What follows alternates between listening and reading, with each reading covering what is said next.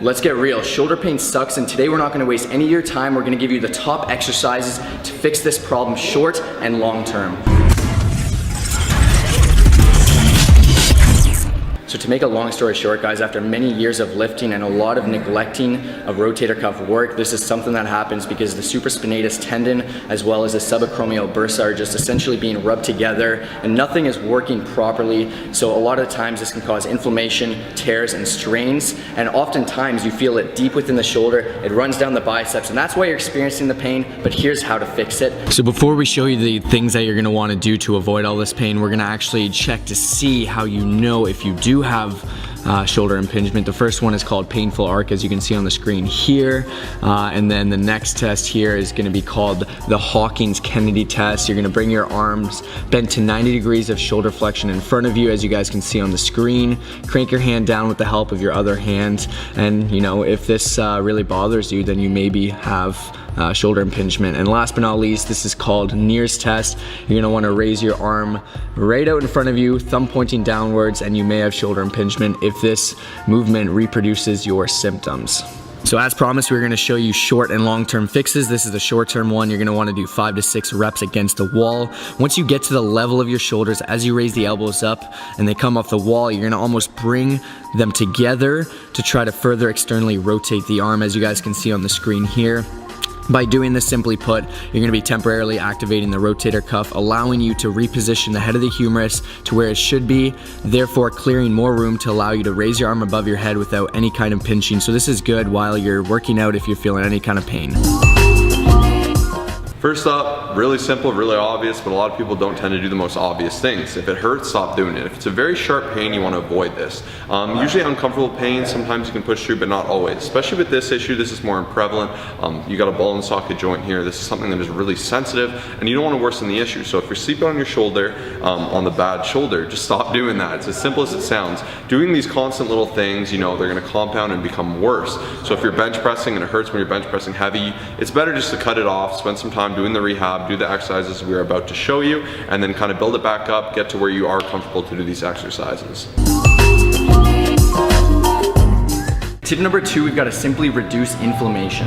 So if there's excessive inflammation, everything's just going to really be disturbed. It's going to bother you, and our goal here is to get that inflammation to go down, to subside, so that way we can move on to other movements to help you guys out. So there's a couple of ways to do this. You can go online, go to your local drugstore and buy some anti-inflammatory gel and apply that a couple times daily. On top of that, I'd highly recommend, and this is something I've been doing a lot lately, is just hot cold therapy for a couple times a day, 10 to 15 minutes. Next up, our goal here is to release the tight muscles. If your posture is not ideal, then your shoulder is going to be in a suboptimal position, which is going to actually lead to higher risk of shoulder impingement. So we're going to take a massage ball, foam roller, lacrosse ball, softball, whatever you have access to, apply firm pressure in a small circular motion. Aim to do this for 1 minute or pretty much as long as you require. And we have a bunch of different groups that you're going to be trying to aim to really release and work on the screen right here.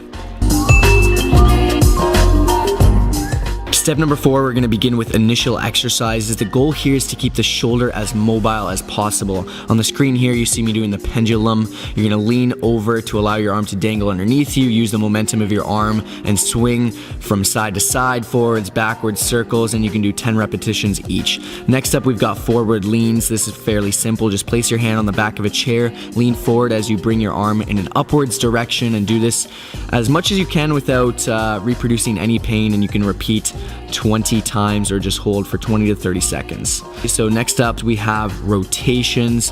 You're going to want to bend your elbow to 90 degrees, keep your elbows in contact with the side of your body, and proceed to rotate your arms outwards and inwards, and allow the shoulder to move as much as you can, once again without reproducing any pain, and repeat 20 times. So number 5, you're just going to go ahead and get a low resistance band. They're usually red, they can be a bunch of colors. They're pretty narrow here, it's maybe about 1 inch. And what you're going to do is just do this as an activation or warm up for any upper day, or even take the time to do these exercises at home. So first off, I'm doing external rotations with the band. As you can see, I'm nice and postured, I'm squeezing my abs, I have that elbow nice and tight, and I'm opening up my rotator cuff as much as I can, as far as I'm comfortable to. If you have severe pain, you definitely want to tease it it out and do it at your level.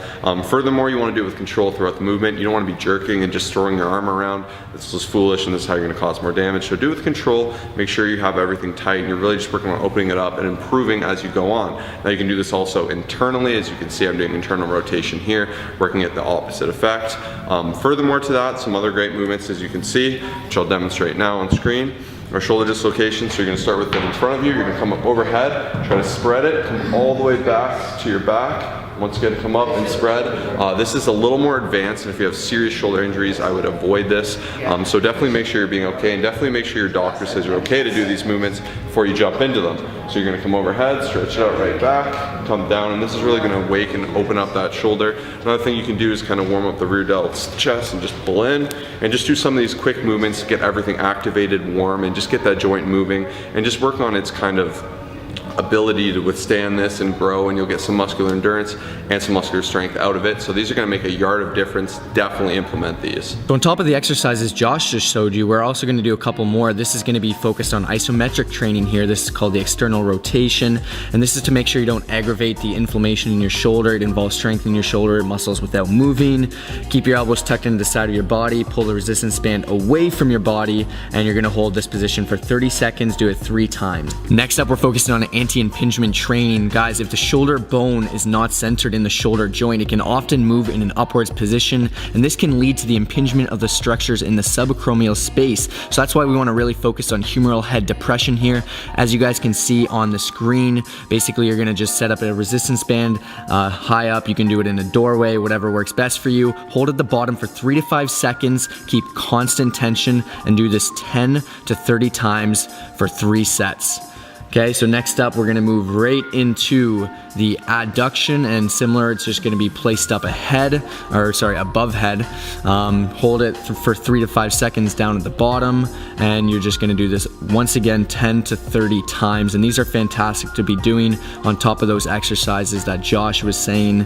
Next up, we're moving into exercises where we're working against gravity. So we're starting off with the flexion. You're gonna wanna stand on the resistance band this time, aim to pull the resistance band upwards to shoulder height, hold for 3 to 5 seconds, return slowly down, repeat 10 to 30 times, and perform 3 sets of these. Okay, so and last but not least, we're moving right over into abduction. Similar, once again, you're standing on the resistance bands, you're pulling it to the side, holding for 3 to 5 seconds, and you're always, for every one of these exercises, keeping constant tension throughout. And once again, 10 to 30 times, perform 3 sets of these, and you guys will be well on your way to strengthening that rotator cuff. Hopefully this helps. Hopefully we can help alleviate some of that pain. At the end of the day, if it's severe, we definitely recommend seeing a doctor or a physio, something like that. But these are some home remedies that Kyle has personally used. As you can tell, he's very passionate about this to help alleviate that pain, stay in the game, stay long term. This is something I try to do actively, because even though I don't have the pain, I like to try to do these movements to keep everything fresh. Shoulder and the knee are 2 very sensitive issues in weightlifting, and if they blow out, you're gonna be really in the rabbit hole for some serious damage. So definitely think with foresight, be intelligent, do these with control. And this is another great video. Hopefully you enjoyed it. Share it with a friend that could use it. Like, subscribe, comment.